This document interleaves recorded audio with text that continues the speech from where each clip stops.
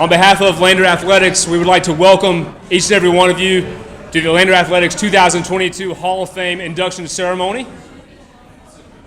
We appreciate everybody making the time to be here on such a special evening.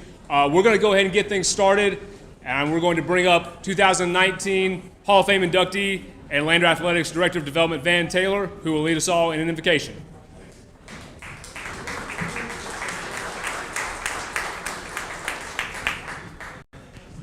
Will you join me in prayer, please? Let us pray. Our most gracious Heavenly Father, it is indeed with thankful hearts that we're gathered here this evening. Thankful for not only the many blessings in life, but more importantly, thankful for who you are. Father, we're gathered here this evening to celebrate and honor 6 new inductees into the Lander University Athletics Hall of Fame. We give thanks and recognize former baseball coach Kermit Smith. We give thanks and recognize former cross-country coach and sports information director Bob Stoner.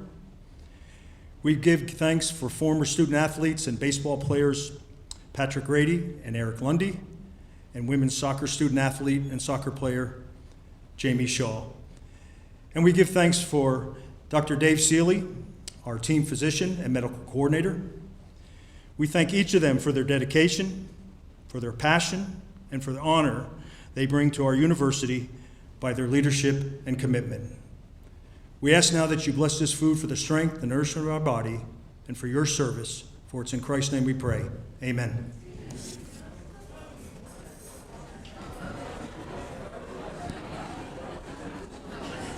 We're going to go ahead and get started with the meal portion so everybody can enjoy their food.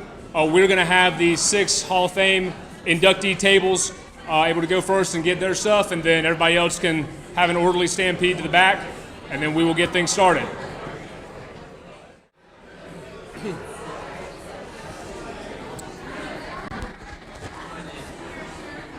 Good evening, everybody. If I can have you all's attention, we're going to get started with the program here.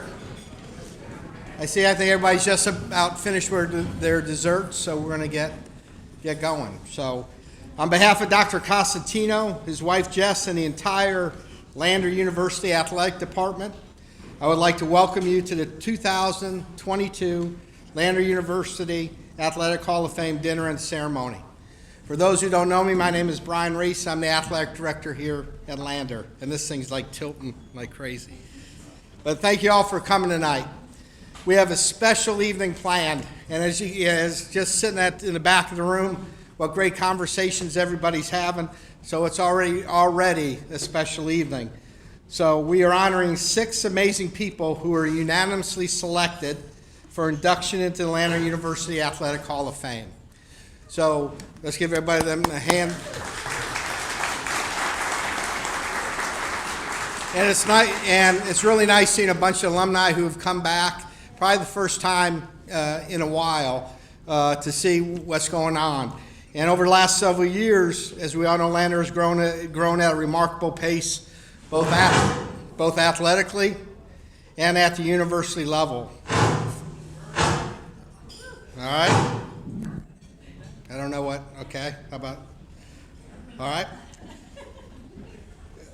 So over the last several years, Lander has been growing at a remarkable pace, both athletically and at the university level.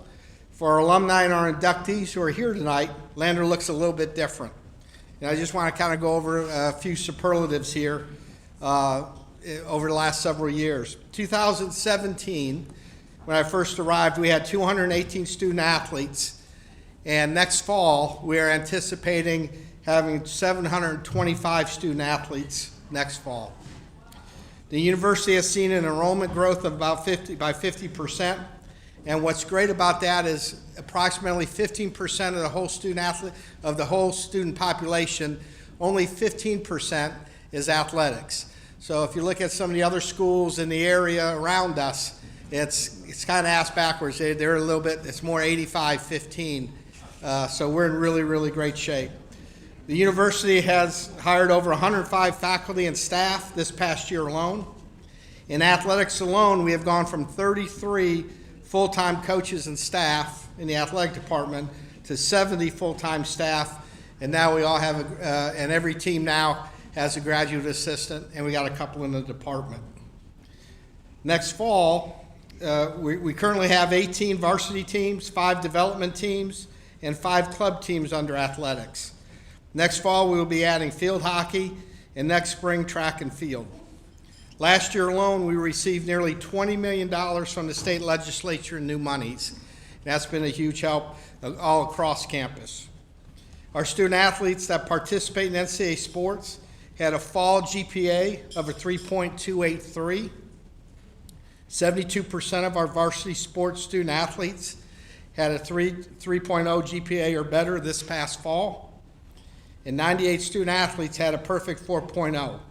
But the stat that I'm most proud about is that only 11 student athletes that we have a cumulative GPA below a 1.99.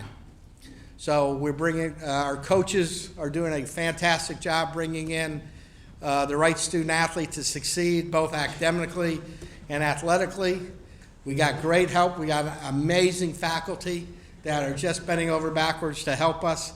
And we got a great athletic department staff that really keeps up with and builds a nice fence around our student athletes. So tonight we are inducting 3 amazing student athletes, an outstanding team physician, a remarkable head coach, and another remarkable head coach who is just as equally remarkable as a staff member. Before I turn it over to Rickson Lane for tonight's ceremony, I'd like to thank and welcome a few people tonight. I'd like to welcome our returning Hall of Fame inductees, Jeff May, Joe Cabry, Susan Going, Betty Williams, and Van Taylor. I'd like to thank the following for all their help with this event. I think Jeff May would agree with me that the ADs get a lot of credit, but truly it's the AD staff that really stirs the drink in the athletic department. I'd like to thank Ken Atkins, who we all know has been known to stir a drink or two. You know, anytime I can make fun of Ken, I do, because Kent and I go back a long way, and Kent knows that he's the 3rd best trainer in the building, and Adam is 2nd, and I'm not telling you who's 1st. I'd like to thank Heather Pilgrim, who is absolutely amazing and does an amazing job keeping me out of trouble. Heather, I appreciate you. Justin Berger, our Director of Marketing and Fan Engagement. Thomas Holland, our new Assistant AD for Media Relations, who is coming in and doing a fantastic job. Erin Odin, who's no longer with us. Not that she's dead. I mean, I probably didn't word it right. But she has gone on to bigger and better things. And she was a huge help. And we are. It's funny, Erin leaves. And I'm sorry, I get sidetracked like this all the time. Erin leaves, and I think the 31st was her last day. And I think it was at 9:30 I called her asking her a question already. So she is definitely missed. Lander University Public Relations Department for helping with the pictures tonight. Greatly appreciate it. Mr. Rice Video for filming this event. Thank you. Kristen Brannon and her staff with Airmark.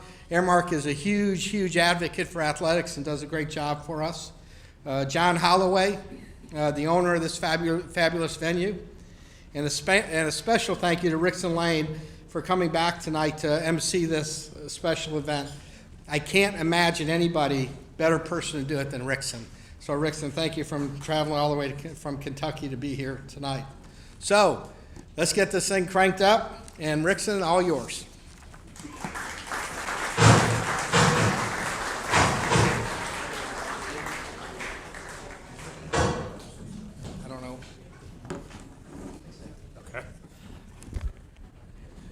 Thank you, Brian. When I got asked if I would come do this, the only question I had was, what's the weather? And they told me it wasn't snowing. I said, I'll come do it. So our first inductee this evening was a baseball team captain from 2012 to 2014. As a senior, he helped lead the Lander baseball program to a school record 52 wins and the program's first berth in the College World Series. That will be a running theme throughout this evening. He set the single-season records for the program for doubles and runs scored in a single season. He's atop the Lander record book for the most games played and started with 61 in a season. That'll be another running theme tonight. He was named the Peach Belt Conference Player of the Year, Southeast Region Player of the Year, and was a 2-time All-American during his time in Greenwood. Ladies and gentlemen, the newest member of the Lander Athletics Hall of Fame, Patrick Grady.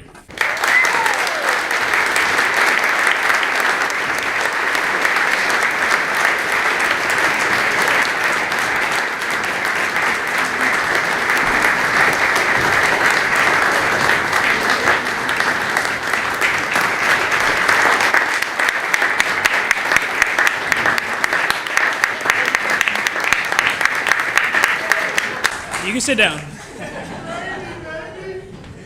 Thank you, Connor. Usually I bat second, right, Coach Smith? I think I batted second. I'll lead off tonight. Rickson, I'll start with you. Thank you for coming and for emceeing tonight, and thank you for the introduction. I really appreciate it.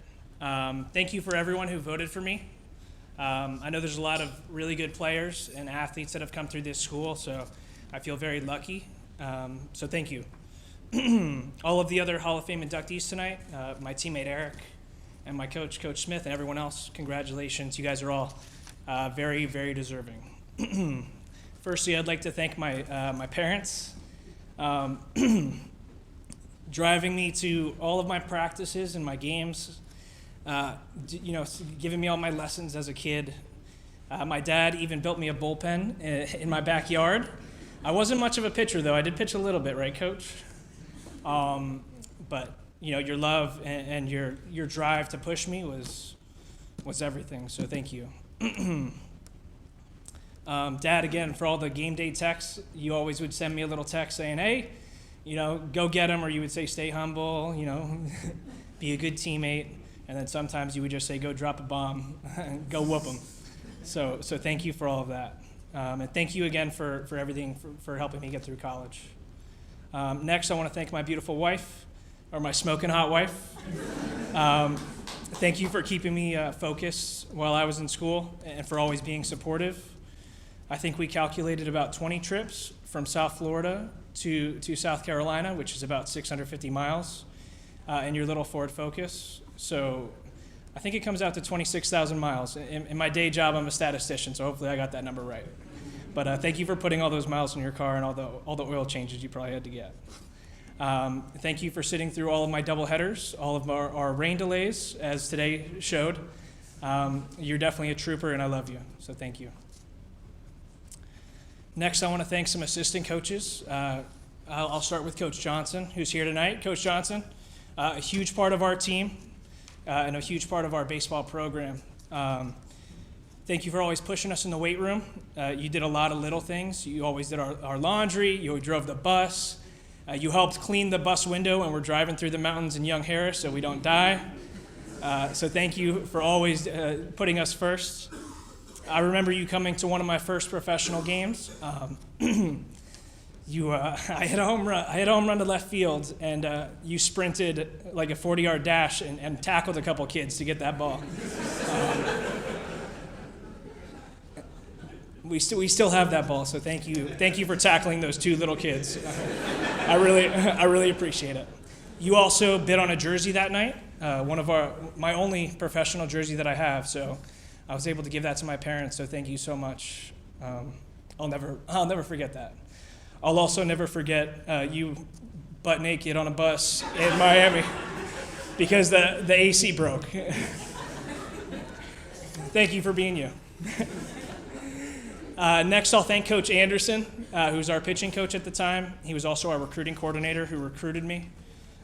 Just a wonderful person, made coming to the field a lot of fun. Was Coach Smith's right-hand man. Now he's the head coach at Belmont Abbey. Just a great person. I loved coming to the field because he would always make fun of Eric and his shortstop skills and how he would field the baseball, and was just an awesome human. So I just wanted to make sure I mentioned him tonight. Sorry.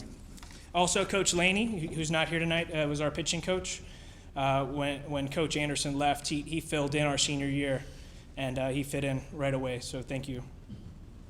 I want to thank all my teammates, especially everyone that's here tonight.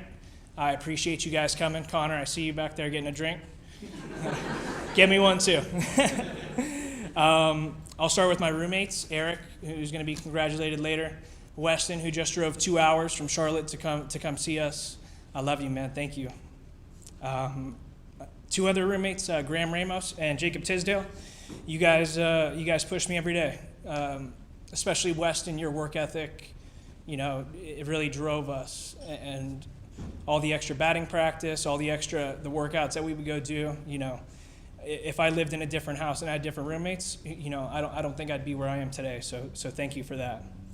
Another thing I want to mention is, having all such talented teammates, especially our senior year. We went 52-9. We had a really special team. I had a good season, but I also had teammates in front of me and behind me that helped me a ton. I batted second, like I mentioned. Eric hit leadoff, who was a first-team All-American, and Connor Lewis, who's back there getting a beer, hit behind me and hit 20 home runs and was also an All-American. So really made my life easy, and those stats wouldn't be what they are without those guys. And just not those guys. There's another 4 players in that lineup, so 7 out of 9 guys were all Peach Belt Conference that year. So I think we all made each other better. I want to thank Dylan Wolchek for being here too. I want to single you out. Your performance in the Southeast Regional was epic. I don't know how many people were here for that. It was almost 8 years ago now, but I know it's still on YouTube, and I still watch it to get chills every once in a while, just to feel alive. You threw 2 complete games in 3 days and carried us. And I've known you since high school. We've battled back and forth. I still remember you cussing me out in practice for getting me to ground out, and I wanted to fight you for it. But I loved your competitive spirit, and you were a great teammate. Also, Brandon White. If we had one weakness that senior year, I would say it was our bullpen, and you came in as a freshman and dominated. You were the freshman of the year, and I hope you have a chance to be inducted one day. And also for all of the people that do vote on these things, if you can let a junior college guy in, Dylan's the guy to do it. What he did in 2 years was pretty special. I want to thank the Lundy family who's sitting here. I've known you guys since I was a little guy. Me and Eric played summer ball together in high school. Roommates, we spent a lot of time together, and I wouldn't be here without you. Eric was recruited first, and I was kind of filled in second, and without you guys recommending me to Coach Smith and Coach Anderson, I wouldn't be here. So thank you, and thanks for always treating me like one of your own. I want to thank also our athletic trainer, Brian Wells. He's not here tonight. I think he's at South Carolina now. He's a fantastic athletic trainer, always kept me healthy. I tried to stay out of there as much as I could because I thought it was cursed, but he always took care of me when I needed it. I want to thank the entire Lander University Athletic Department and all of the donors. Our facility at the Jeff May Complex is state-of-the-art. We have a state-of-the-art weight room. We had a state-of-the-art field, brand new cages. We had everything we needed to be successful. So without everyone who was part of that, we wouldn't be where we are. I want to thank Mrs. Smith. Coach Smith would always have us over for Easter, or if we had a holiday where we couldn't be home with our families. We'd go to your house, and you'd cook for 40 large, hungry baseball players and never complain about it. So thank you so much. Eric, you were a great teammate, a great friend. I'm so glad that we're going in together. I knew we'd both probably get in. I wasn't sure if it would be at the same time. So I'm really happy that this is happening and we can enjoy this together. Everyone, they'll talk about your stats here in a little bit, but your freshman year, you had a great year. And your sophomore year didn't go as planned. You battled some adversity, some injuries, and I would say your work from your junior year to your senior year, I didn't see you all summer. I was playing in Virginia, and you were with Graham in North Carolina somewhere. And I saw you in August when we came back, and I was like, who the hell is this guy? He put on 15 to 20 pounds of muscle, looked like a different human, and I just knew how hard he worked. And the success you had your senior year, speaks for itself. So very impressive. And I'll never forget your home run at Columbus State, or when we played Columbus State in the regional finals. I think you hit it over the scoreboard to also help carry us to Cary. So you're just a great friend. I'm really enjoying this moment, and I love you. Coach Smith, what can I say? You led by example. You always ran with us during our Mental Toughness Tuesday workouts at 5 a.m. or midnight. Lack of sleep, doesn't matter. You would come running up where the basketball arena is, full mask of paint on your face and ready to lead the charge. You were tough, you made no excuses, and you led by example. After the Lundys told you about me as a player, I came up to a camp at the old Legion Field, which I stopped by today, which made it some good memories. I remember hitting that day, and I had 5 or 6 swings for the prospect camp, and I think I hit all 5 to shortstop. I hit really, really bad. I know you remember. I went out to the outfield, finished shagging baseballs. At the very end, you called 5 of us back in to hit one more time, and I made up for it, and I felt much better. And I know we spoke that day, and you said you wanted me to be a Bearcat. And I was all in. I was like, let's go. So I'll never forget that. We definitely butted heads my freshman year. My freshman year, I had a really rough season. I think I was hitting like 190 going into the last game. I went 2 for 2 against Armstrong and finished with a 215 batting average, which isn't very good. So I know we spoke, after that season, and I just said, I'm going to trust you. I'm going to trust you with my swing. We changed my swing completely. It does look a little funny, but it does work. It does work. The funny stance works. I sent you videos every single day, hitting in the cage or hitting in games. I think I have like 100 videos on YouTube from that summer, just sending it to you and getting your feedback back and forth. And if I would have trusted you sooner, I might have had a little better freshman year. But you were always there for me, as a father figure, as a coach, and I love you. Ending remarks. The one record I am most proud of that's not up here is my hit by pitch record. I have the Lander record and the Peach Belt Conference record of 77 hit by pitches. If anyone ever beats that, we'll get them inducted, and I'll send them a couple ice packs as a congratulations. The reason I do enjoy that statistic is because I was willing to do whatever it took to put the team first, and I just wanted to win, and we did a lot of that. So with that said, thank you all again, and go Bearcats.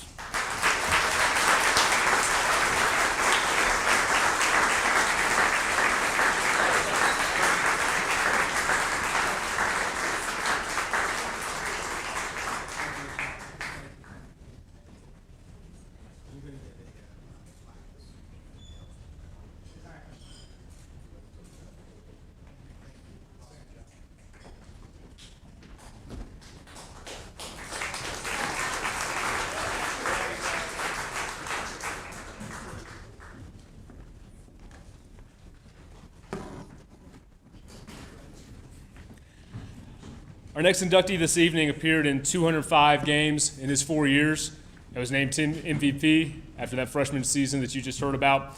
As a senior, he set the single-season school record for hits and assists while tying Patrick with 61 games played and started. And I got to tell you guys, I remember I wasn't at Lander when you guys were there. I got there the year after and was helping looking through some record books one day with Bob Stoner. And the team record page was just so long, and I remember there was a column that wouldn't fit. And it's because the two of you would never get sick, and we had too many names in one column, and it was a pain trying to get everybody to fit in because one of you two couldn't just take a day off during 2014. So been holding that in for 8 years to complain about it to you. So he also finished the season 3rd in the country in total bases, hits, and runs. He was named an All-American as the Bearcats finished that season with the school record 52 wins and the first appearance in the College World Series. Ladies and gentlemen, the newest member of the Lander Athletics Hall of Fame, Eric Lundy.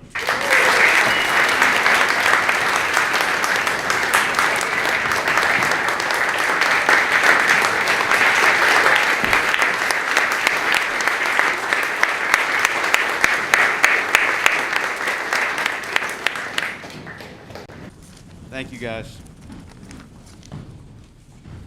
Well, I knew Pat going first. I'm normally the leadoff guy, so threw me for a loop there. So I had to figure something out that I could do to one-up him. I'm competitive, and he's competitive, so I got to do something to one-up him. So, when we played at Lander, we had gold jerseys that we wore on Sundays to win or sweep a series, and we wore them for championship games. So we called them our championship golds. So it was the last jersey I ever wore, and the game had Donnie. Sorry.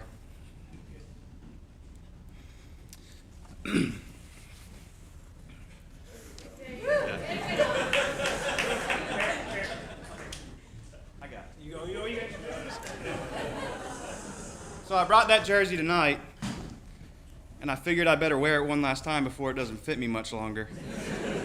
Because those 15 pounds of muscle that I brought on in my senior year is not muscle anymore. So I'm going to throw this thing on and hope it doesn't rip. There's so many people tonight here and people that aren't here that put me in a position to be successful and ultimately give me the opportunity to be speaking tonight about this incredible honor.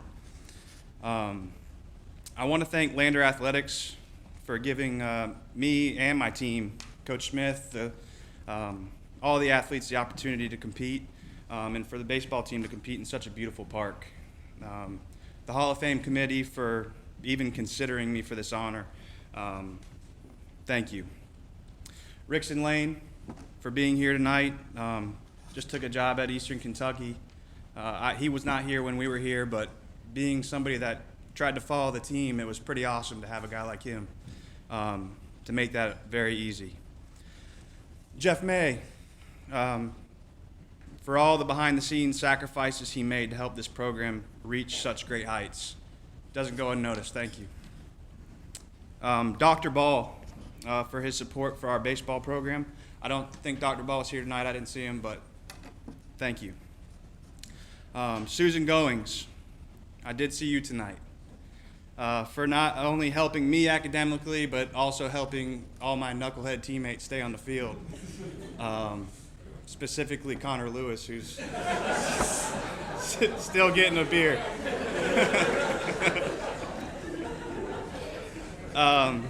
Thank you. Steve Grogan, for relentlessly maintaining our ballpark. There wasn't a day that we walked on that park that it wasn't in perfect condition, and thank you. My coaches, Coach Anderson, Coach Johnson, Coach Smith, for building a program into not just a school to come play baseball at, but a family that will always be a part of my life. Thank you. My teammates, man, there's no way I'd be standing up here if it wasn't for them. Some of you are here tonight, and I can't begin to thank you all enough. We had a great run. Thank you, guys. Mackenzie, my wife, for putting up with my passion for the game. Obviously, I'm getting choked up. Passionate guy. I'm sure she felt like she took a back seat sometimes, but her support never stopped. And for that, I'm grateful. My parents, for countless sacrifices, my entire life, put me in a position to be successful no matter what. Thank you.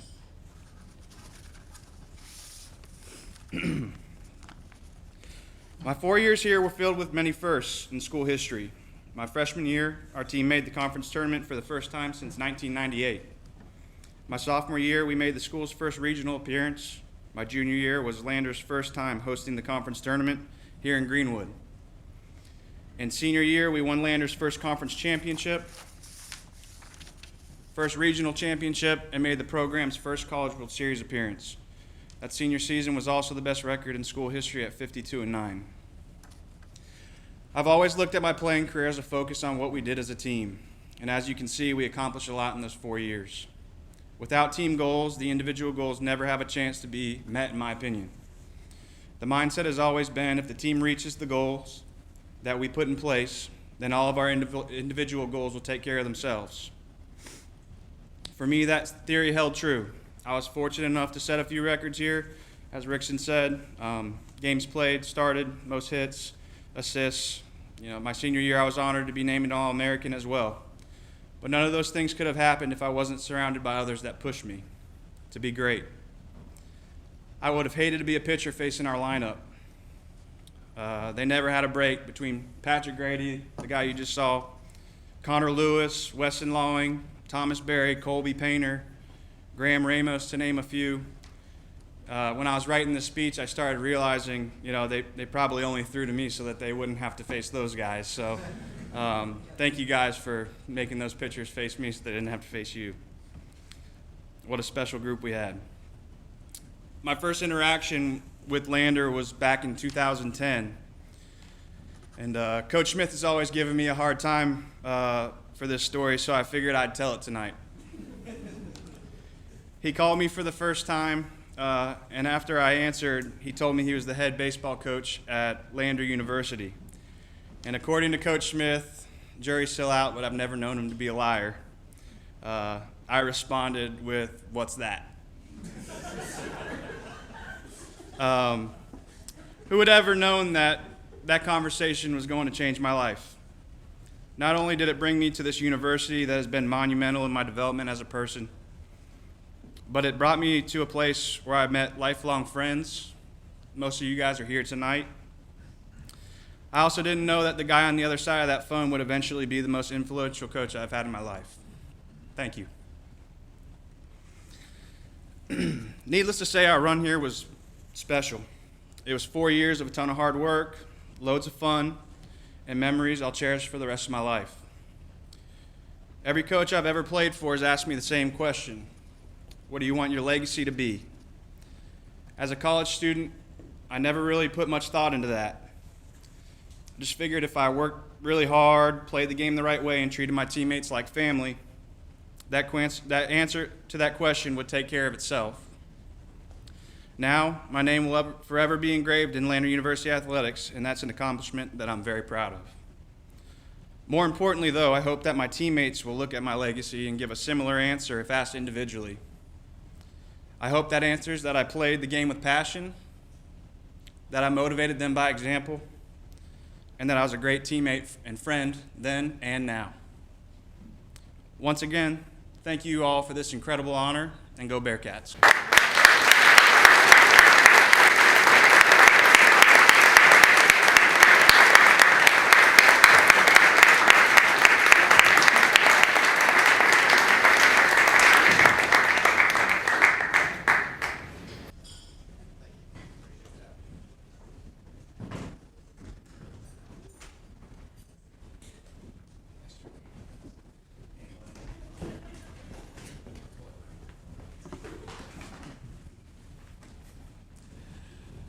Our next inductee this evening began serving as Lander's head team physician in 1997 and held that role until 2020.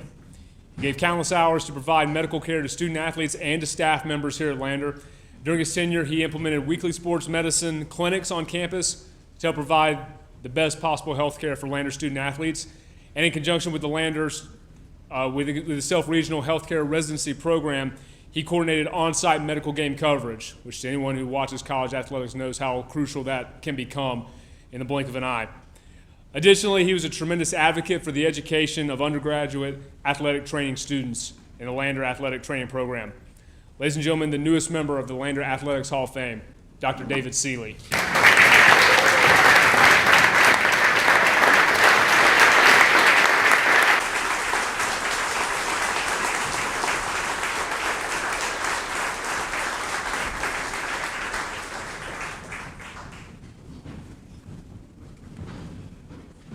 You realize those other guys had to compete with a bunch of people. I was the only guy here for 25 years, so, you know, it's a piece of cake. No, in all seriousness, thank you, committee, thank you, Lander, for really 30 wonderful years. And what I thought I would do tonight would be to tell you a little bit about me, and then how I interacted with the Lander program for the last 30 years, and how that affected really the education of probably 30 or 40 doctors who are still in this area within about 40 miles of here right now. I don't have any notes, so I'm going to shoot from the hip, but hopefully the things that really matter most will come out. And for those who don't know, I was raised in a little city on the West Coast called San Francisco, and did play high school and college sports while I was out there, and I'd never been to the South. And so I went to a little medical school up the road here called Duke. And when we drove across the Mississippi, now I have 80 minutes, right? Okay, good, that's good. I won't go past 60, that's a promise. But when we drove across the Mississippi River, I heard this very odd sound as I was driving out here. and somebody said those were cicadas, and I said, what are they sick with? And they said, no, those are bugs. And so that was my introduction to the South. And not long after that, after being there for a little while, this is a little bit of a crude joke, but I'm sorry. They didn't know what to make of me. I wasn't really a Yankee, but I wasn't really an anything. And I was told by one person that, so I was lumped together with Yankees because I didn't have a Southern accent. And they told me that us folks from the North were like hemorrhoids. I said, how's that? Said, if you come down and go back up, you're okay, but if you come down and stay down, you're real pain, you know. So I've stayed here for 40 years, and thank God I met my wife during my residency training in Charleston, Ann, who I love and have been with for almost 40 years, actually over 40 years. We'll be married 40 this summer, and she's been a phenomenal support, but also one who encouraged us to come here.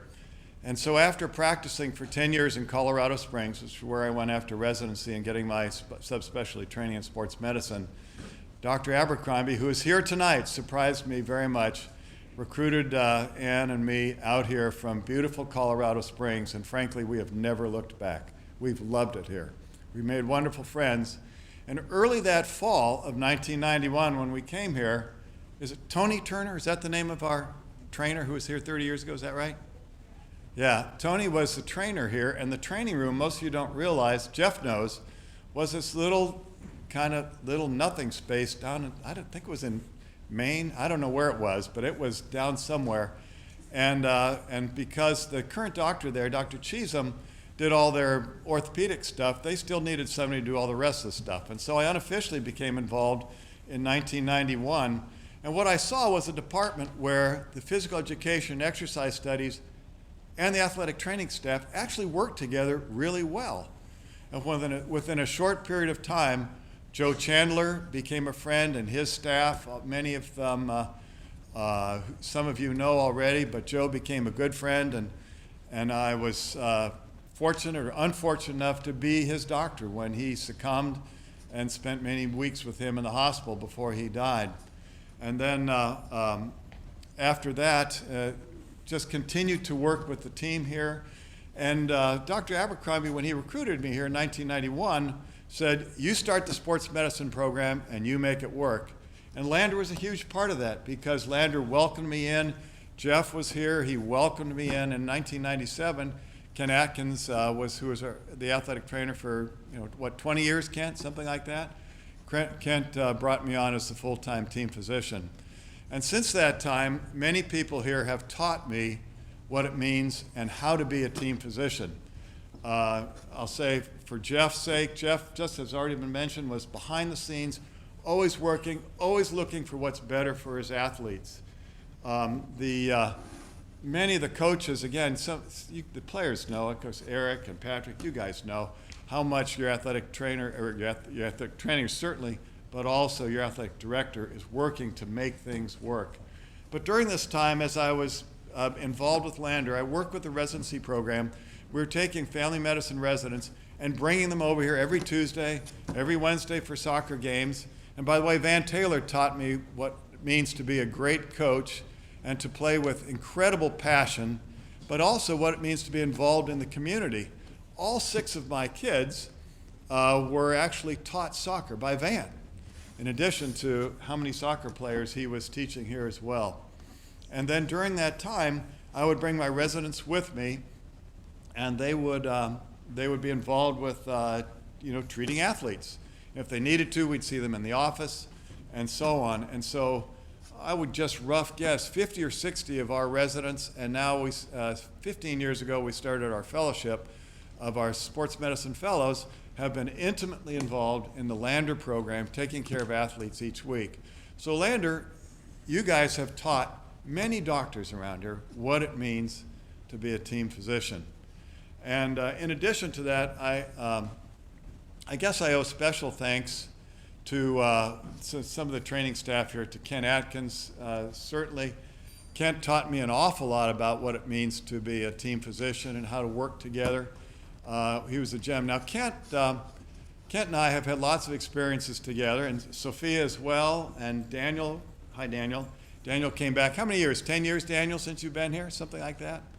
And 8 years since they taught me a lot. I didn't know anything about throwing mechanics till Daniel started teaching me about that. And Ken Atkins, I could tell you lots of stories about, Sophia as well, but Kent, one story that sticks out in my mind about Kent was he called me up one afternoon. I think it was soccer, Kent, if I remember right. He said, yeah, one of our players has got his shoulder dislocated. And I said, well, that's fine, Kent. Send him on down to the office. And Kent says, no, I got this. And I said, you got what? He said, I've got this. He said, just tell me what to do. And I said, we talked it through real quick. And he says, just a minute, Dave. And I hear this, ah! He says, he's good. We'll send him down tomorrow. Sure enough, Kent did it over the phone. Another night, I think this was with you, Sophia, if I remember right. One of the women's basketball players took an elbow to the nose, and Sophia called me up. I was at home. Called me up and said, I was supposed to be at the game. She called me up and said, one of our girls' nose is pointing in the wrong direction. And I said, well, bring her over. That's cool. So Sophia comes over with her and brought her in our front of the house, and there's a little powder room right there, and I looked at her nose and said, yeah, that's not pointing in the right direction. And so right there in the mirror, so we, of course, pulled her nose down, bent it back in the right direction, and then we're all standing around looking at her nose in the mirror, trying to decide where it's in the right spot. And we said, it has to pass the mommy test. And so Sophia looks over and said, well, if I was your mom, I'd say that was okay. And so she passed that test as well. And the last memory I have of Kent, and I guess, Kent, you were involved in this kind of peripherally. It was Christmas season during basketball, and one of the players took a shot to the chin and had a laceration. We were having a Christmas party. Actually, Donna, one of our friends here, was playing piano that night. And he said, this guy's got a cut, and he's really good, and we'd like to see him play. So they said, well, I'm sorry. He said, that's okay, I'm coming over. And so they came over to our house, went downstairs to the workshop, and laid him out on the bench there and sewed up his chin and sent him back, and he played the second half. So that's real vision for your athletic trainers here. It shows you what they can do. But just to finish up, I see so much of the hand of God in this stuff, that these things I get led in so many ways that are out of my control. And I do thank God for Lander. Patrick, Eric, I saw you guys play. You guys were wonderful. What a privilege to watch you all play ball here. And I've had the association with many, many other excellent athletes as well.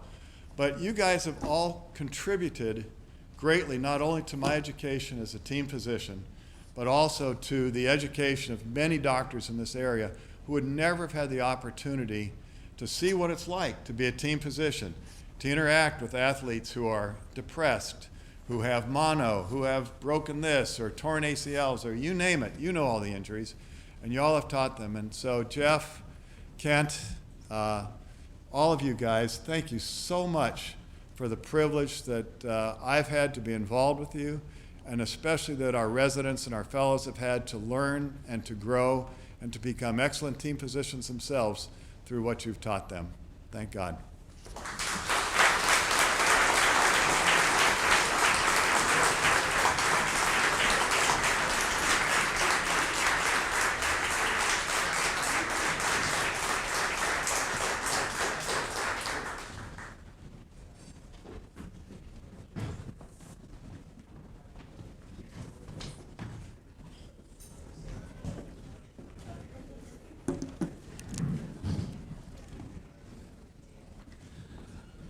Our next inductee this evening was a 4-year letter winner for the women's soccer team and was a key contributor as a center forward. She was named All-Conference as a sophomore and a junior, and an NSCAA All-Southeast Region selection as a junior. In her final season, she was first-team All-Conference, NSCAA All-Southeast Region, and NSCAA All-American, as well as the team's most valuable player, which, Coach here, she should be your team MVP with that resume. And I know there's a lot of Hall of Fames where people make a big deal about, are you a first ballot, second ballot, and this, that, and the other. And college Hall of Fames don't really make a note of that. But there is something very special about being a first. And so having said that, ladies and gentlemen, the first Lander women's soccer player ever inducted into the Lander Athletics Hall of Fame, Jamie Shaw.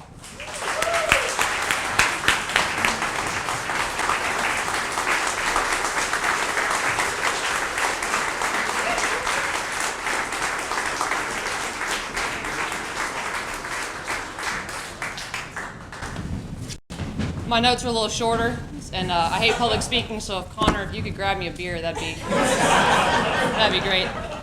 No, I want to thank everyone at Lander, everyone with the athletic department, everyone with the Hall of Fame board. This is an absolute honor. Hopefully, I'm one of many to come. So thank you. Chris Ayer, I want to thank you for everything that you did for me my entire career. I was not recruited to this university. I actually was not recruited for soccer. For anything, I shot him an email, I think it was October, at a different university, and I said, hey, I'd like to come play soccer for your program, and he was actively recruiting my sister, so he said, hey, maybe if I get this one, I can get the other one too, and that actually worked out for you, so we both came. So I want to say thank you. When I first got to Lander, I had never had to work hard as an athlete. I would call myself a lazy athlete, actually. I came from a very gifted family, athletically, across the board, any side. And my first 2 seasons, I kind of took advantage of that. And then something finally flipped my junior year, senior year, and I bought in, as Coach would say. I bought into the program, I bought into the fitness, and it obviously kind of worked out for me. But I want to apologize for those first 2 years that I was pretty lazy. I don't know what it would have been if I had bought in originally, but thank you for everything that you did for me. I want to thank my family. I have an absolutely gifted family. I was able to play for 3 years with Danielle, who is an outstanding center back for us. I get to watch my 2 sisters, Maggie and Samantha, play now, who I've never been more stressed than I am watching them play. And actually, my wife goes upstairs and leaves me downstairs to yell at the TV. And it's been so bad that she was on speakerphone and I was cursing at the TV. It was more the refs. And her friend said, is she talking to you? I said, no, she's watching her sister's play. So I've been very stressed out. But you guys are surpassed anything that I could do. Maggie, Sam, you guys were amazing to watch. My father, who played professionally hockey, so many lessons from you and watching you grow up and watching you train for preseason stuff. And my mom and my aunt played volleyball at USC. It was constant competitions in the backyard in the volleyball, or as runners and doing races. So you guys have inspired me. And Sully, who played baseball at USC, I'm just surrounded by athletes and competition, and we were always outside playing around. And it meant the world to me looking back on it now. It was an amazing way to grow up, and it had an absolute 100% influence on what I was able to do at the university and with our team. But most of all, I want to thank the teammates that I had. There's so many to name, but 2 are here tonight. I'm not going to call you by your original last name, but Vic, who is a center back, and my sister, who is a center back. Soccer is 100% a team sport. I'm one person in the cog that made the car go. We weren't the best team, but we were stubborn. We didn't want to lose. We were hardworking, and we were definitely a handful on and off the field. But I was surrounded by beautiful, smart, athletic women that were just amazing to play with, and I owe them everything for being up here tonight. I could not be here without them. So, thank you.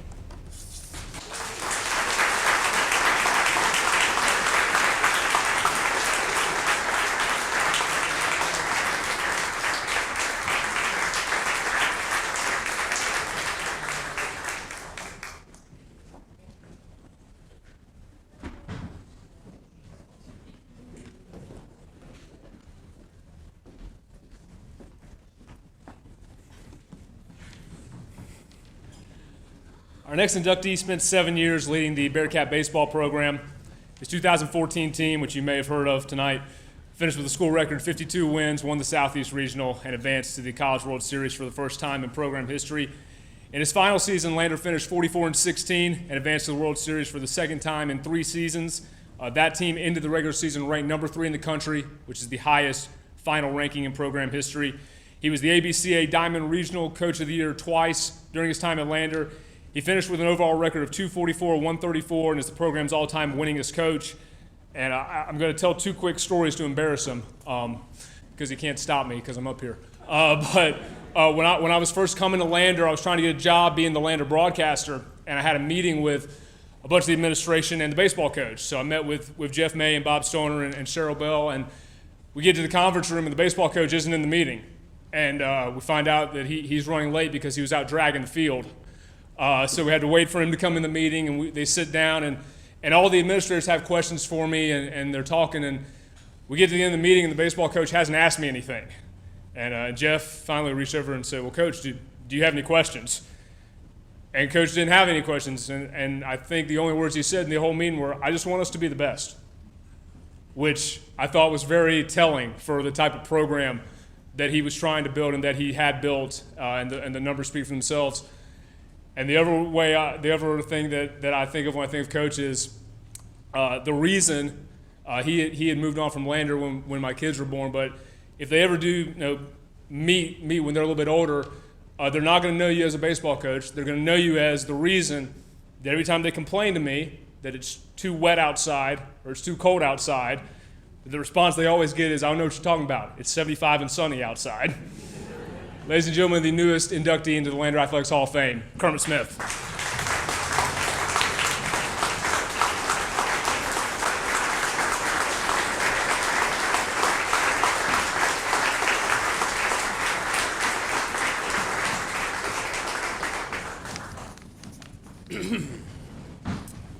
So prior to Lander, I was at a school named Belmont Abbey, which is about 2 hours north of here, right outside of Charlotte. I was a baseball coach there for 9 seasons.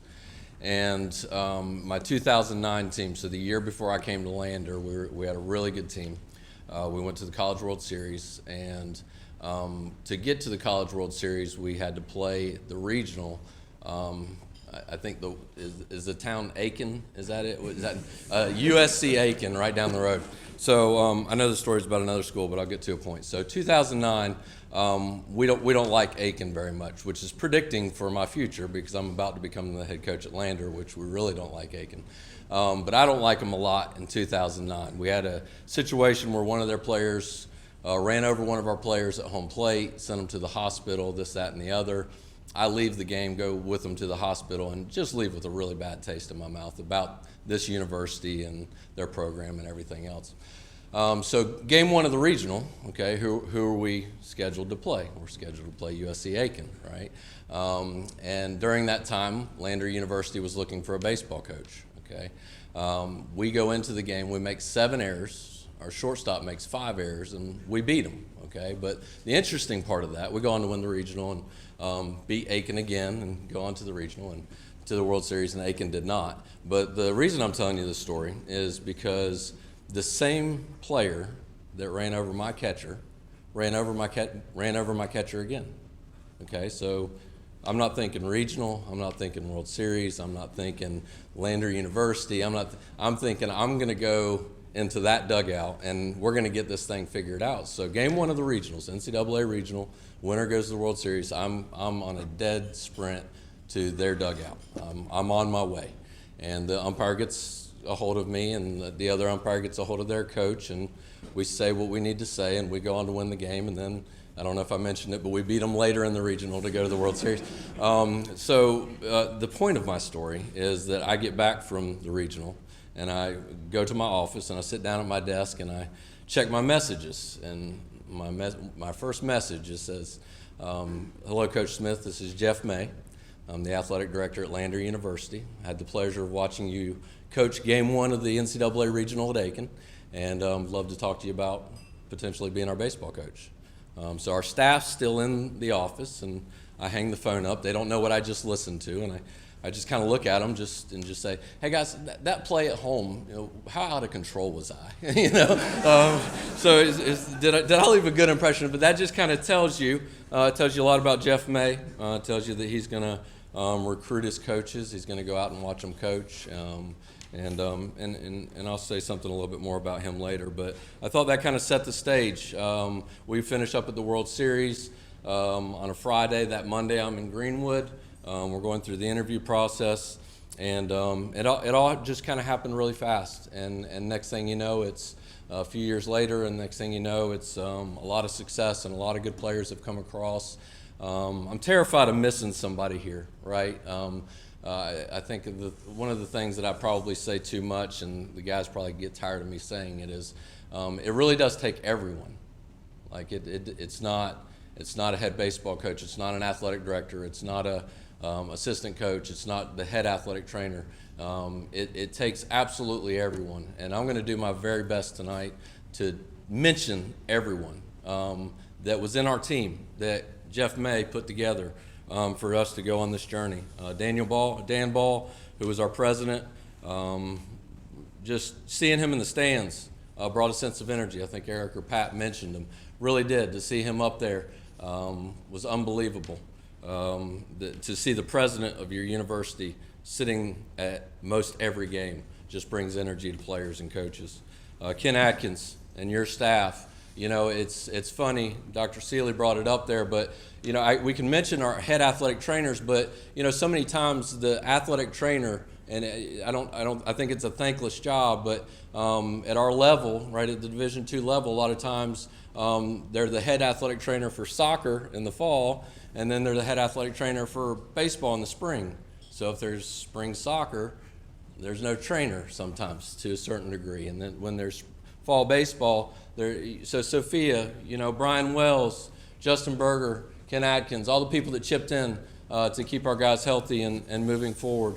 A really hard one for me tonight just because of the last year, and we lost her, is Cheryl Bell, who, you know, I think in athletics, a lot of times we want to talk about energy, right? We want to talk about passion and energy, and her energy, right? It would blow the top off this room, right? Her energy for life, the way she treated people, her smile lit up a room. Unfortunately, we've lost her, but you know she's bringing a lot of energy up in the high country. Steve Grogan, the amount of hours that you spent on that facility, Eric referenced how nice you kept it. You know, I think where there's hours spent, right, there's hours away from. You know, and Gail to sacrifice that, we appreciate that as much as we appreciate Steve's sacrifice for our facilities and our players. And the reason I'm on administration here, right, is administration and coaches and support staff, that creates the experience. And the experience that these two young men and women, the reason they experience that is because of people, right, because it takes everybody. Susan Goings, Eric referenced it, you know, just the way you do what you do and who you are, it speaks for itself. You know, academic eligibility is the smallest piece of that. To come and sit into your office, you know, for those good old recruiting tests back in the day, but the way you do what you do makes everyone better. Thank you for that. Two sets of fans that really, probably more than that. I'm going to keep going here. Betty and Mike Williams. Betty's here tonight. Mike's obviously not. He's up there with Cheryl right now, rooting on the Bearcats tonight. Front row, every game, every single one. Really special people. Doug and Sarah Bell. Thank you so much. You made our life in Greenwood so much nicer and better. Thank you for your investment in our family. Okay. The Sayers, thank you guys. Your son was our bat boy. You trusted us to put your child in our dugout. With Connor there, that wasn't very smart, right? But other than that, it was okay. My assistant coaches through my time here, Matt Laney, Nolan Cochran, Matt Landreth, Jim Leggett, those guys were awesome. Two guys that, two other assistants that were a little bit bigger, right? Chris Anderson came down here. When I left in 2009, to come down and start this process here and to do what so many people did here, and to do all that. Chris Anderson, who's the head coach at Belmont Abbey, Pat referenced it there. What he did from an investment standpoint, walking down here, moving down. We were together for over a decade.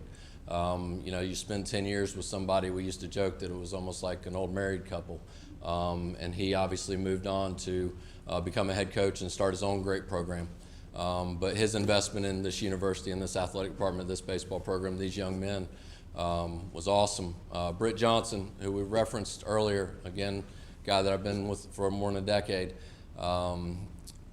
This all started when he got here, right? Like when he got here, we were trending, and when he got here, combination of my personality, Chris's personality, Brit's personality, it went to another level. And then when Chris left, we sustained it. We were able to maybe even kick it up a notch. Those guys, Brit, Chris, who can't be here, I can't thank you enough for what you are and what you did for this program and for these young men. The publications, the reason people know about all of this is because of Bob Stoner and Rickson Lane. To work with those guys on a consistent basis was incredible. I had the support of the very first baseball coach that ever coached here, which was Rusty Strapp, who happens to be here tonight. He's a brother in Christ, he's a friend, and he's a great supporter, and he's got a great knowledge, and he's a Bearcat through and through. And his support was fantastic.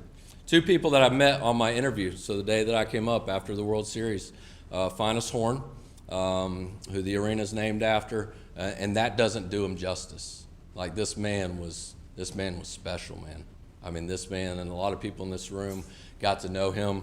Finus Horn was one of the kindest, sweetest, most charismatic, empathetic people that you'll ever have an opportunity to spend time with. His wife, Betty Rose, is here tonight. And it was such an honor. It was like a bigger than life person. Joe Cabri, I met you on my recruiting visit or my interview or whatever we want to call it. Whenever I speak to a group that doesn't know who I am, I always tell my story, and that story starts with where I was born and who I am and when I found Christ and all of those things. And all of those things, and the ultimate reason that I'm standing here right now is because of George and Sue Ellen Smith. My mom is here tonight. My dad's up there with Cheryl and Mike Williams and cheering on the Bearcats. But my mom's here tonight, and without her and without growing up in a Christ-filled home, I would not even be close to where I am today, much less on this stage. Rebecca, my wife, my best friend.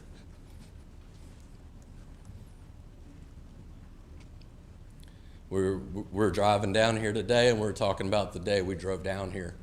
We were married, I don't know how many years when we got this job, but I always tell this story when I'm talking to boys that I want to help become men.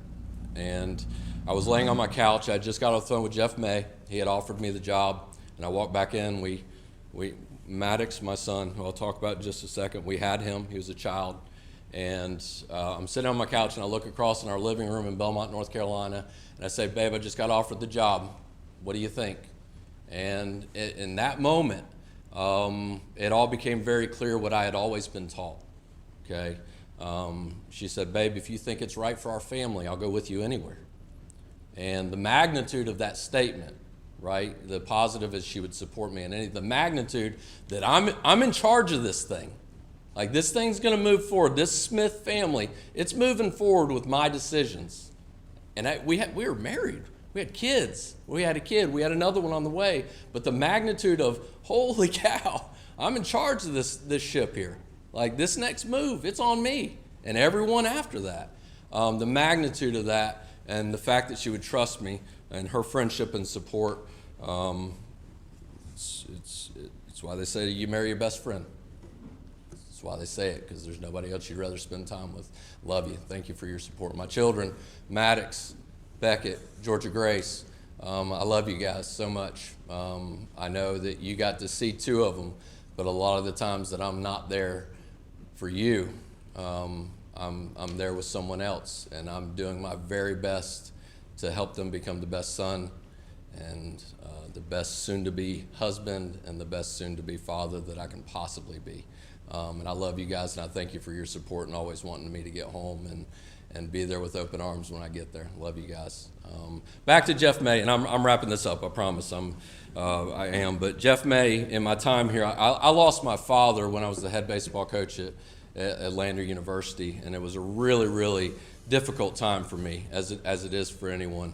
But through that journey, right? College athletics, you're pushing the limits every day, right? You're trying to get better each and every day. There's not a time that your foot's not on the gas.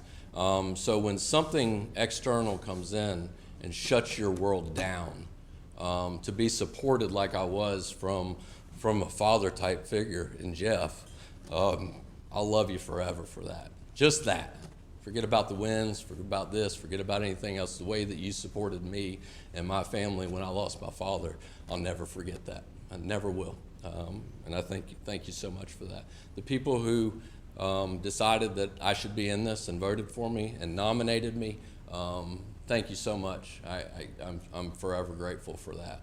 I've got a great love, some of the best years of our family's life, the 7 years that we spent here.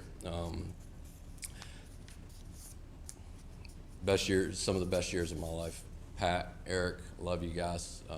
It takes everyone, the families that we had. That 2014 run, man, you come to our hotel, the pool's packed with parents, right? Like they traveled everywhere with them. I mean, it was awesome. But it really does take everyone, right? It takes Pat's referencing this comment that he's making to me that Coach, I trust you with this. We're going to move forward. But if Dad at home is saying, hey, we need to get you closer to home. That Smith guy, he doesn't know what the heck he's talking about. It's right there, right? Like that support and that drive from the family down, like that's our biggest task. That's our biggest responsibility. To my guys, our family, you guys showing up today. That's not common, right? Like, 18 to 22-year-olds, they're selfish, right? Like they're selfish guys. They want to be on Twitter. They want it about these guys right out here. They showed up for their boys, right? They showed up for their brothers. That's not common. Those guys coming back on a Friday night when they could have done anything else. That tells you everything that you need to know about this program. That tells you that we were a family, that's what we set out to do, and that's what we did. And they're sitting at a table. They bought a table to come support their brothers. They drove 2 hours. They found a babysitter, right? They did everything that they could do to be here for these guys, right? That tells you everything you need to know about that program. It really does. I'm honored and humbled to be standing in front of you. The Hall of Fame inductees tonight, well deserved. I'm so honored to share the night with you. Love you guys. Love you guys. Love you guys. So proud. So proud to be a Bearcat. I'm so proud to be up here. Thank you guys very much.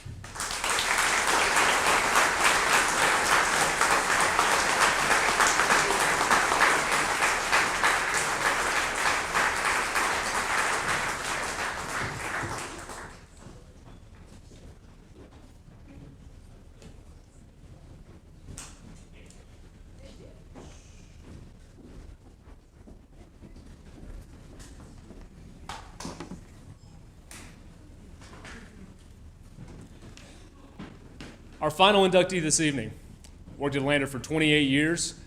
He served as Lander's first sports information director from an unbiased, neutral observer, the most important job in the entire department. He was also, during that time, the cross-country coach for 19 years. As the SID, he was responsible for press releases, publications, photography, statistics, and managing the first Lander Bearcats website that he had to create himself. He was the 1990 NAIA Area 7 Coach of the Year and a 3-time Peach Belt Conference Coach of the Year. He coached 3 PBC Women's Championship teams, a 3-peat from 91 to 93, and 2 individual PBC champions.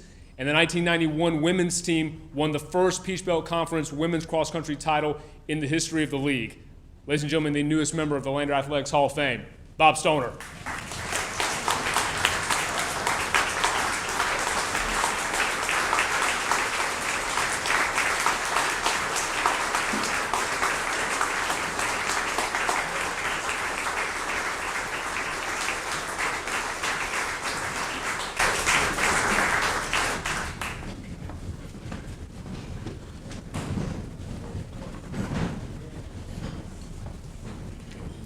You guys want the long version or the short version? I've been editing this down the whole time these people have been talking, thinking 20 minutes. First, I'd like to thank everyone for being here and sharing in this celebration with us. And I'm very honored and appreciative for this. And special thanks to the Lander Athletic Hall of Fame Selection Board for this honor. I also want to thank my bosses, the former Lander VP and Athletic Director Jeff May and Public Relations Director Charlotte Cabry. Both are here tonight. And the effect, or those two had more to do with my success than anybody. Charlotte, when I began, they took a chance on a sports writer. I was a sports writer coming into a PR job, and Charlotte was she had her hands full trying to teach me I was newspaper, and she was trying to teach me how to be PR. And she did a great job. We had a lot of fun. And Jeff, when I worked in athletics, and he was also over public relations when he was the vice president, but Jeff was the person that, he let you know what he expected of you, but he didn't micromanage you. So I really enjoyed that.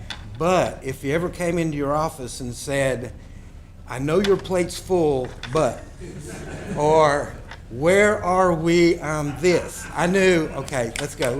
I had something I had to get done. But thank you for all you did for me at Lander. I'd also like to acknowledge the camaraderie I shared with the Lander administration and the staff, and especially the coaches and my colleagues in the athletic department. And Lander was it's like an extended family where everybody looks out for everybody. And since I retired 5 years ago, that's the thing I missed the most about, one of the things I missed the most about Lander was the camaraderie I had with the staff and the students and all that.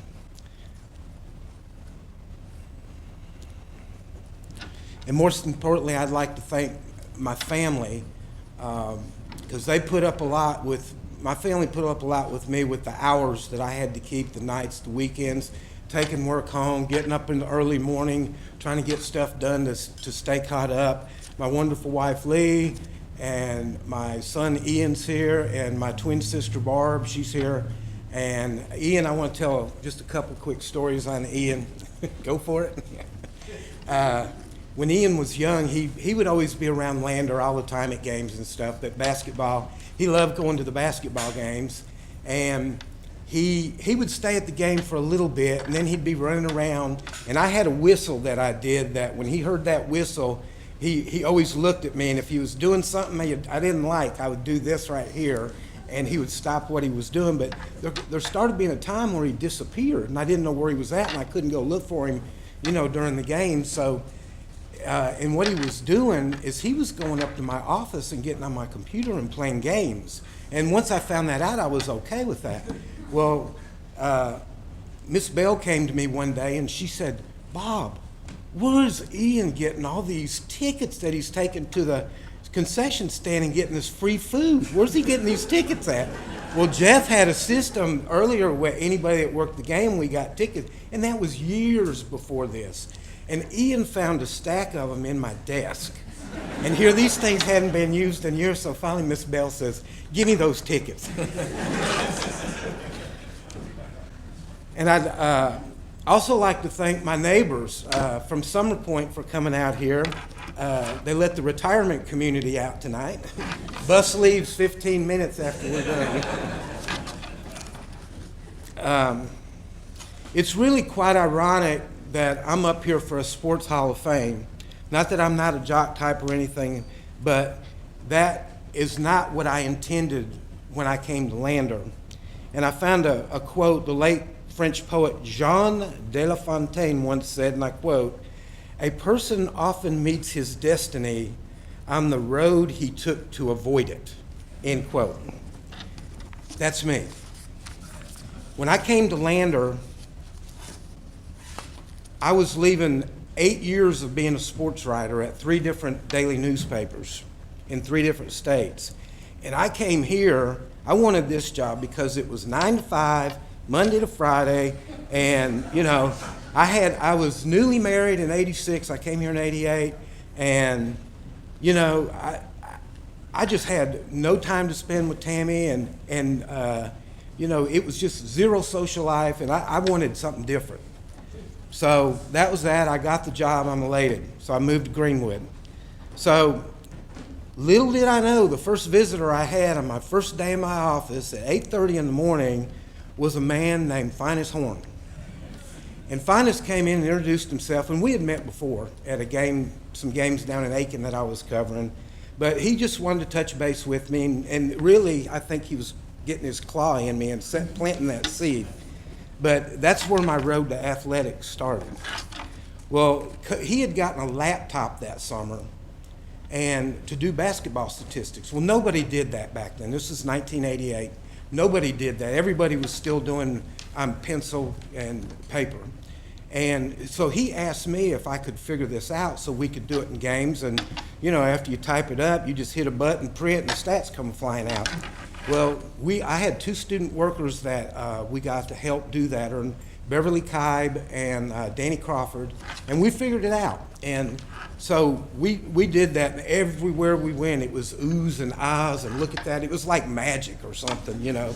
But soon, you know, technology, everybody else got caught up with it too. So that was one of the first things. And then the next thing that, you know, was when we were getting ready to move from NAIA to NCAA Division II.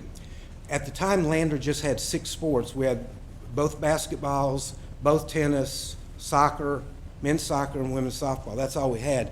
So we had to add 2 more sports. So Coach Horn, I graduated from Western Kentucky. He got his master's at Western Kentucky, and so we had often talked a whole lot about, you know, our days at Western. But he had asked me if I would be interested in starting a cross-country program, men's and women's, and I ran at Western and in the high school. And I was like, man, this is a no-brainer. You know, sure, I'll do that. And, you know, it was just like, well, this gig's getting better and better. And during that time, I was still working with Charlotte one half of the day, working with Coach Horn the other half of the day. And then they finally worked it out where I just moved over to athletics, which was a great situation. Well, when we started cross-country, he let me know I'm just on page 2, folks. He let me know in May that we were going to have a team that fall. Well, the state meet had already been held in most states, so recruiting was tough. So I got the South Carolina High School League book out, and I'm just calling every cross-country coach in the state trying to find something. Well, I ended up with 6 women and 6 men. That's what I ended up with. And so we're going along, get the season started, and I had this one little girl that showed up, and she was really trying really hard, little skinny girl. And after it was a couple weeks. You you got to have 5 for a team score, and we had 6. And I just felt sorry for her. And I just put my arm around her one day, and I said, Jennifer, I said, you really need to find something else to do. And she said,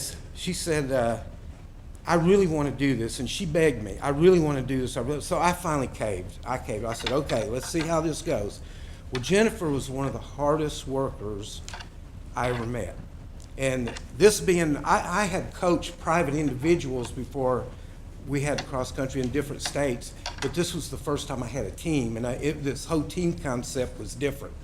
And so I'm just kind of watching her. She's getting better and better. Her times are really dropping. And she was running number 6, and by the end of the year, she's running number 4. And so, that was a great start. So over the winter, the fall and the winter, she was running with my first wife, Tammy, and then one day Tammy came to me and she said, Bob, I can't run with her anymore. You're going to have to run with her. So I trained with her for a while in the summer and stuff. And I won't tell the embarrassing story at Montague Avenue. But anyway, so the next year, she shocked us all. She finished number 2 on the team. In the first Peach Belt Championship, we took 1, 2, 3. Lander girls took 1, 2, 3 in the meet, and Jennifer was second.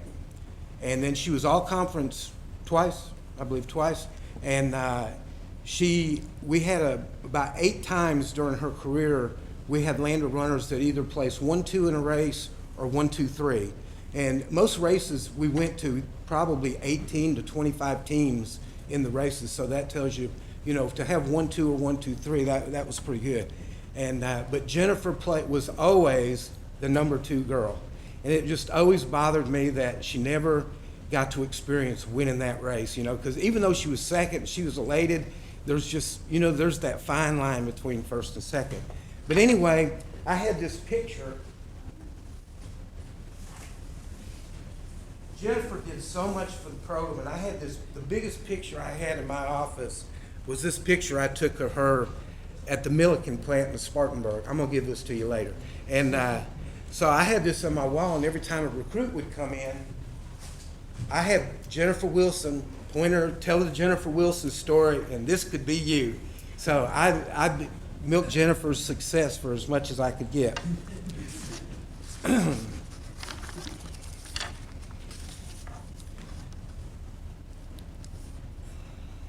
During my time, a lot of the sports information, I'm editing right now as I'm going through here.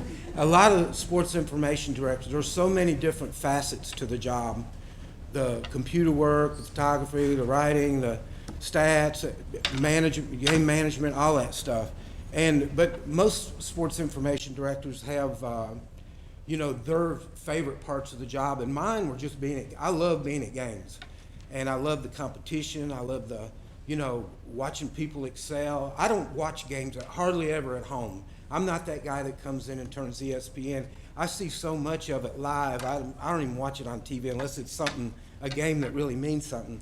But at Lander, I got to work with the men's national tennis championship teams with Coach Cabry, who's here tonight, the men's and women's basketball teams that went to the Elite Eight. I got to work with coaches like Finest Horn and Cabry, Kermit Smith, Kevin Pedersen, Van Taylor, Doug Spears, my longtime fellow staffers that I, want to tell them how much I appreciate working with them is Ken Atkins, one of my best friends, Cheryl Bell, bless her heart, she was one of my greatest confidants, Chipper Bagwell, Betty Williams, Kathy Cochran, Susan Going, and, I just thoroughly enjoyed being in that whole situation where we all got along so well. And during the games, one of the things that we had, it's an NCAA rule, you cannot cheer on the press box or on press row and anything. And I was great. I never had that problem. I could keep it all. Even as excited as I was inside, I'm just sitting there banging keys. You'd never know what I was feeling. But there's many times I'd have to say something to somebody, hey, you can't do that down here. You can feel good inside, but you can't cheer for the team. But there was one situation that I held it pretty good till after the game. And then it was, the baseball guys will remember this, it was the 2012, that's how old I am. It was the 2012 regional baseball tournament at Mount Olive, and Lander was the bottom seed, number 6 seed, I think, is that right? And we were facing the top seed and number 4 team in the country, Mount Olive, in the first game, first regional for Lander. We had a freshman third baseman named Colby Painter. He stepped up to the plate in the top of the 9th, 2 outs, we're down 5-4. And Colby hits this monster home run, crushes it. We end up winning the game 7-5, our first, and beating the number 1 seed. Now, it was my job after that. I mean, this is great, It was my job after that to get Colby to the interview room. And that was no easy feat whatsoever. You can imagine what their bench was like, the dugout, the families are all down there, and they got the media and everybody up there waiting for me to bring the Lander people up there. I had Colby by the arm. Is Colby here? I had Colby by the arm and trying to drag him and trying to be understanding that these people wanted to congratulate him, but this was a process, trying to get through, and I'm trying to just pat his arm or grab him and give a tight to him. And finally, I got goosebumps all over me and everything. It was just, that's the kind of part of sports I like is like that. But it was just, the emotion, just getting somebody like that. But even though, it's just part of the job, but it was one of the first times that I'd really Ooh, man, this is crazy. But one side I want to touch on is the whole time I was at Lander in the athletic department, I was a one-man shop, and I had Jeff let me get student workers and a few part-timers, and I had over all those years, I had some of the best student workers that anybody could ever, and I was learning a lot from them, because, my generation grew up without computers. This generation grew up with them. So I was getting them to teach me as much as they could, because my whole job was, this is when technology was just taking off with web pages and digital photography and all the websites and the programs I had to learn. And so these kids were helping teach me how to do it. But one of the best student workers I had was a kid named Jacob Lefto. And many of you probably know Jacob if you're from the Greenwood area. But Jacob, I think Jeff arranged that for Jacob to come to me. And Jacob really struggled at first because he didn't like being in the office and typing game programs and keeping stuff updated on the computer and stuff like that. But man, when I got him at games, that was his element. And he was like a sponge where I could teach him like how to do soccer stats, how to do baseball and softball and stuff like that. And Jacob was like having a full-time employee. And I mean, he loved it. And he loved being around the teams and stuff like that. And when he would spot basketball for me, I'd be typing the stats in and Jacob would be spotting. If I had this phrase, I said, okay, I'm going to go under. And that meant I'm going to back out of the program and go fix something or whatever. And Jacob, when I said, okay, what happened?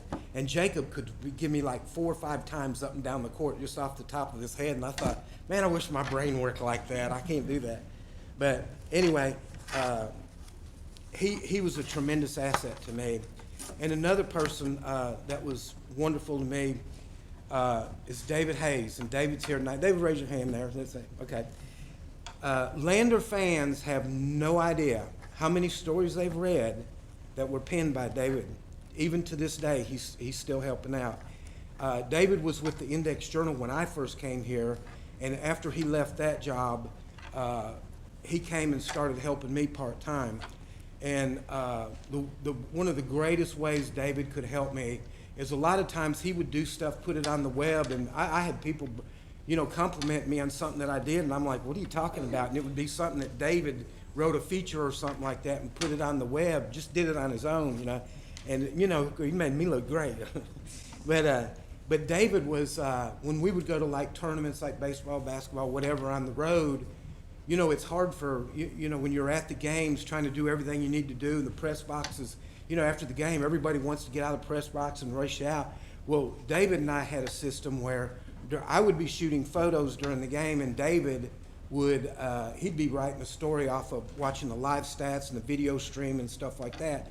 So when the game was over, I'd be up there going through my pictures, editing the ones that, usually I did picture pages for tournaments, picture galleries, and by the time I got everything done, David had the story there. It was ready for me to send out as a release post on there. So he saved me oodles of time after games just doing that. But I just want to thank you for all you did for me and our friendship over the years. I just want to congratulate all the others that were inducted tonight. What Kermit and Pat Grady and Eric Lundy, what those guys did with baseball in that short amount of time was phenomenal. I mean, 52 wins one year. I mean, that was unheard of.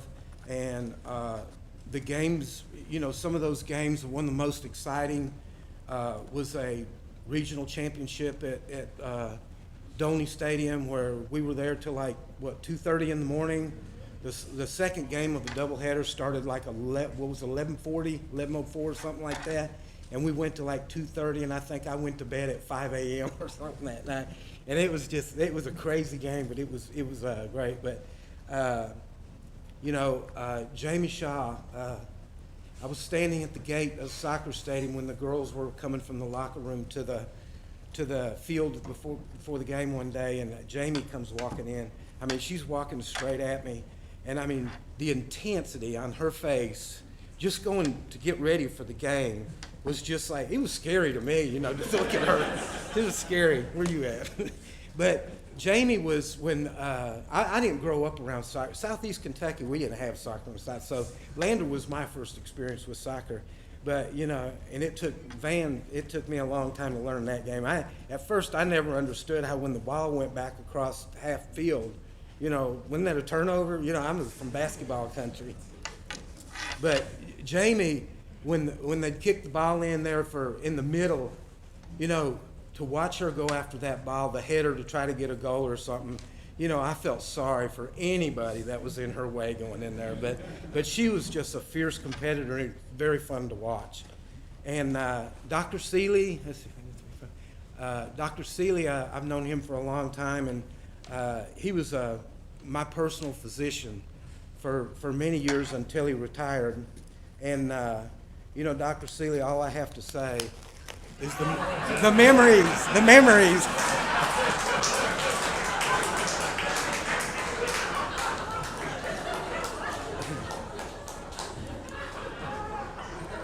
But we've all heard the saying that if you love your job, you'll never work a day in your life. Well, it wasn't quite like that. I loved my job, but it was work. But at Lander, I got a chance to do everything I like to do. I got to write. I got to shoot photos. Me being a sports guy, I keep records and keep up with the kids. And the big thing was just being at the games. Like I said before, that's what I love more than anything, is being in that arena, the competition, right there on the floor. You can't take me to a game and put me up in the note. I don't want to be up there. I want to be right down there. And all the web page when we first came with the technology, and I was like a sponge on all that. And we all had to take a class at Lander. Anybody that was going to be in their department, be over their department web page, we all had to take this class. And so when I was taking the class, I had already looked at a lot of athletic websites. And so James Bruce was the guy that was teaching the class, and I was going afterwards and asking him a question, because I was building our website while we were taking the class, because I had it all figured out. And so the day that we were done ready to go, I went to Mr. May and I said, I think I'm ready to let this thing go. Because we were ready. But those are all the things I just love to do. And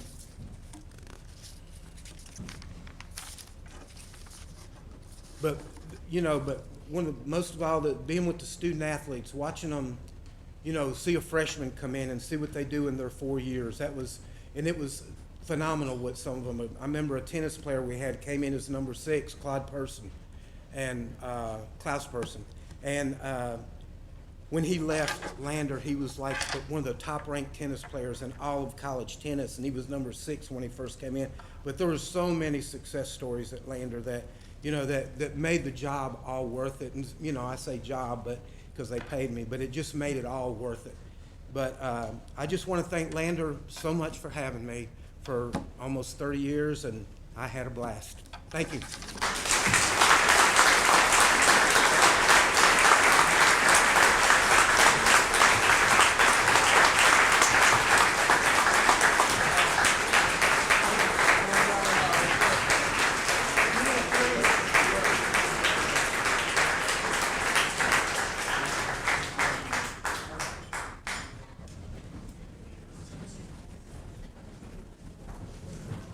Okay, what a night. Thank you all very much. A couple closing comments, some housekeeping here that we got to do. Kathy, who's our photographer, would like all the inductees and their families.